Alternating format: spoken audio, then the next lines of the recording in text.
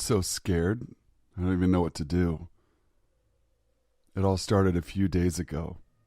Now I'm sitting alone in my basement praying to God whatever is outside will just turn around and leave me alone.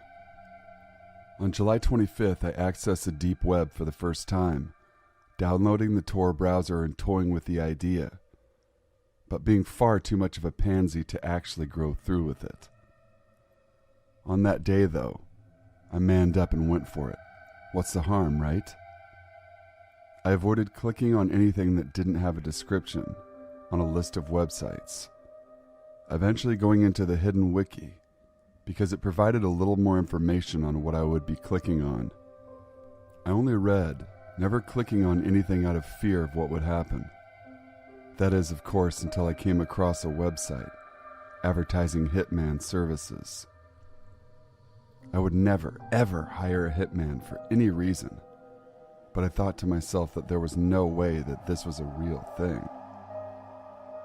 I went ahead and clicked the link and read through the website, reading the prices for different services.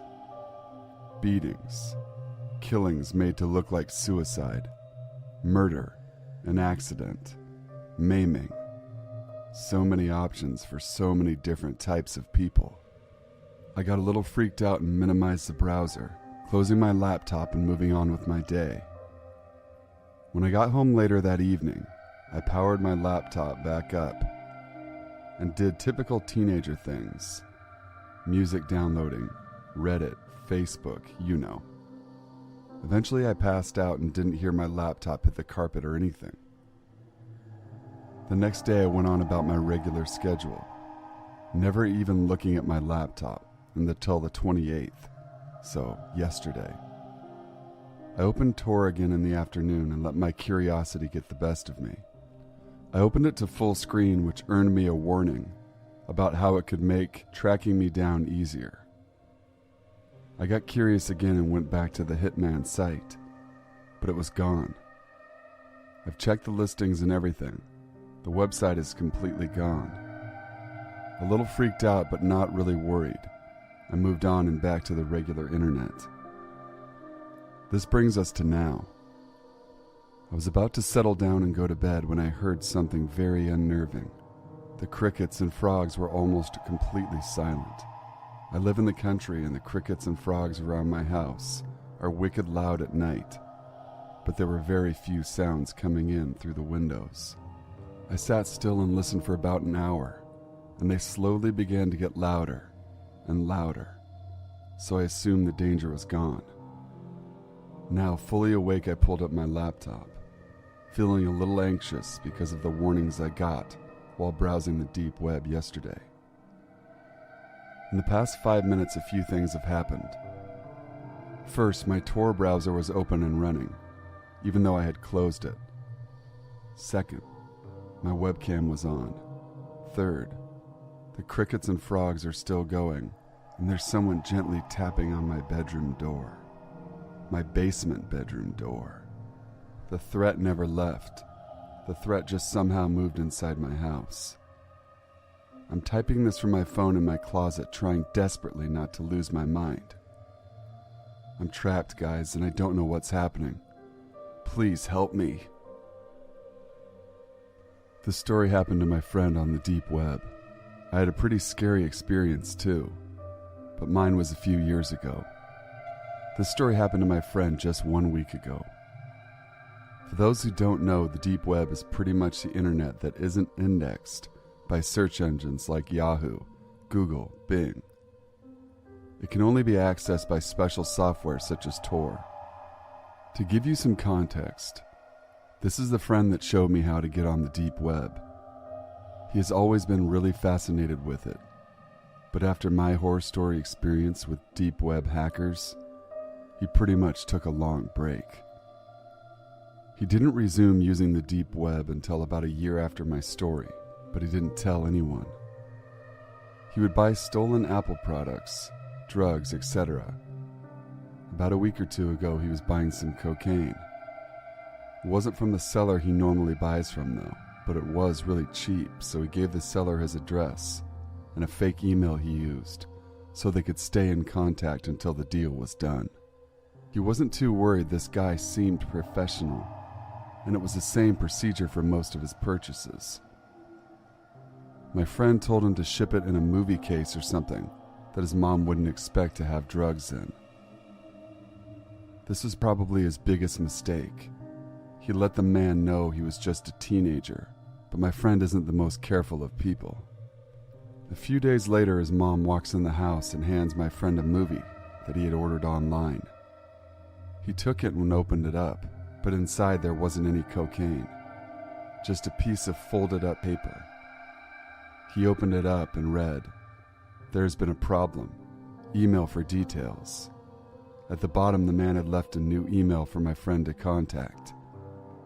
My friend got on his email and asked the guy what the problem was. He responded, "Something has happened. If I were to send it to you, you could be tracked back to me, and we would both be caught. Meet me at the elementary school at 7. We will just do this in person." The school wasn't too far away, so my friend told my mom he was staying the night at my house, and he headed off to meet the man. He called me and asked if I could be there with him, but I was really busy with my schoolwork, so I said I couldn't. I did tell him to take a knife or something, though, just in case things went horribly wrong. When he got to the parking lot outside the school, he heard a car honking its horn. He saw that it was a Jeep, but the plate had been covered up by duct tape, and the windows were tinted so dark. The man got out of his car and gave my friend the drugs. My friend paid him. It seemed like everything went fine. My friend got back in his car and sat there a bit in order to call and tell me everything went fine. He noticed when he had hung up the man was still there, though. Why was he waiting? He didn't think too much of it and drove off. When he got to the first red light, he noticed that the man's car was right behind him. He was starting to get a little nervous, but kept on driving. When he reached his neighborhood, the man was still following him, so he decided it would be a bad idea to lead him to his house.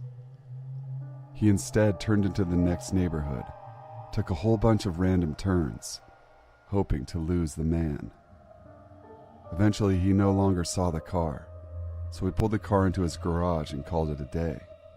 That night, he noticed the sound of a car engine. He looked out his window and saw the man's car parked in his driveway. He got wide-eyed and snuck downstairs, peered through the window. Inside the car, the man was smoking a cigarette and talking on the phone. But in the passenger seat, he also saw a second man. The second man was a lot more suspicious looking, even more so than the shady drug dealer himself. The second one had messed up hair, a trashy shirt, and while it was hard to see, my friend could almost make out a scar from a massive burn on the side of his face.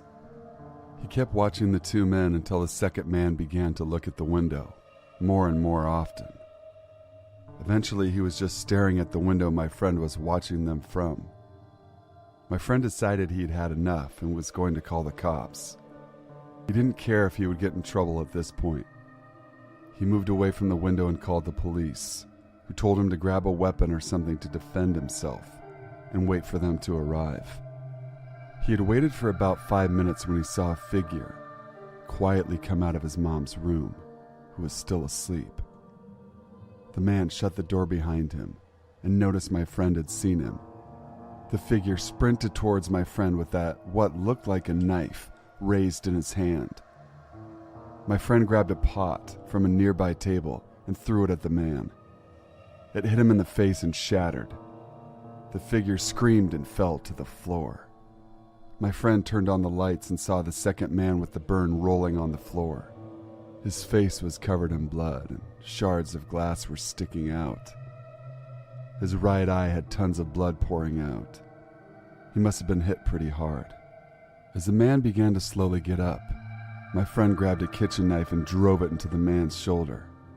Another scream could be heard by the man. The man began to stumble over to the front door when the police sirens were heard. Both men were caught on sight, but my friend's mom had been killed. Her throat had been slit, and she had 23 stab wounds and duct tape covering her mouth. My friend was arrested for drug possession, and his trial is coming up. But he lost his mom because of everything he did. So I don't think he will be buying drugs from the deep web ever again.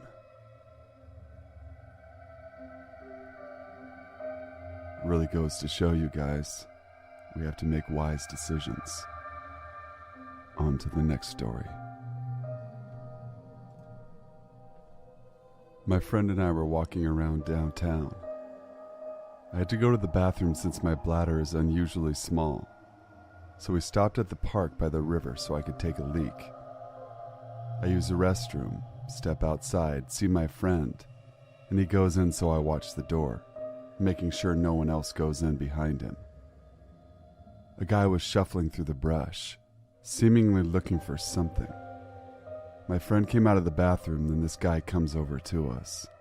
"Guy, have either of you seen my wallet?" We both shook our heads no, sending him on his way. I saw a plastic bag in the same area he was searching, possibly containing drugs, but I just wanted to get away from him as fast as possible. He then added, "Hey, if you ever need any drugs, you come to me." Ha ha ha. We nervously laughed and said, "Okay." We went on our way, out of the downtown and towards our house. Unfortunately, maybe this guy didn't get the hint. He followed us 3 blocks. We decided to swerve off our walking path and into a back alley. Not our best move. I was texting on my phone until I saw him getting close. I put my phone away and suddenly observed him. He followed us there too. "Guy, hey." We didn't stop. We kept walking. "Hey!" He shouted, now coming towards us. We stopped and turned around. "Do either of you have a phone? I need to call my girlfriend." I knew he was full of shit. He just wanted to make a drug deal or steal my phone or something. Me. "Sorry, I left my phone at home." Friend. "You don't have your phone?" "Nope, sorry, man." He finally went on his way and left us alone. As we were walking home, I turned to my friend and said, "You know, I have my phone, right?" Friend. "Yeah, I saw you using it before he came up to us." We were finally safe, but goddamn if we weren't paranoid on the way home. So, random drug dealer from the deep web, let's not meet again. I'm a full-time stay-at-home mom with a love of stars and space. I live in the suburbs, and at night, I like to imagine the skies when I can. This is known as astrophotography. A couple of nights ago, I noticed that the sky was fairly clear for a heavy, light-polluted area. So I decided to grab my camera bag, mini tripod, and phone that I can use as a flashlight to see what I'm doing. I assemble my equipment and start messing around with exposures and focusing when I hear the sound of leaves crunching behind me. I look behind me and I see a man about my height looking at me from about 10 feet away. He does not do or say anything, so I let it be and get back to what I was doing. There's no sidewalk where I live and there's no fence around my property, making it easy for people to come onto my property if they felt so inclined to do so. A few minutes pass by and I'm changing to a zoom lens on my camera when I hear the leaves crunching again. I turn back around and the same man is still there. I guess he's been watching me this whole time. All of a sudden he yells at me, "Yo, what the fuck is that?" I reply that it's my camera and I'm doing astrophotography.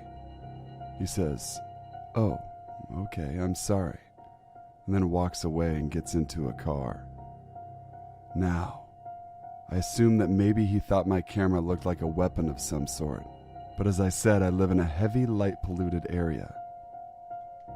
Between using my phone as a flashlight, surrounding street lamps and surrounding house lights, it's very easy to make out objects, colors, shapes, and that sort of thing. The encounter rattled me as a result. My images came out like crap. Creepy dude that yelled at me in my backyard, "Let's never meet again."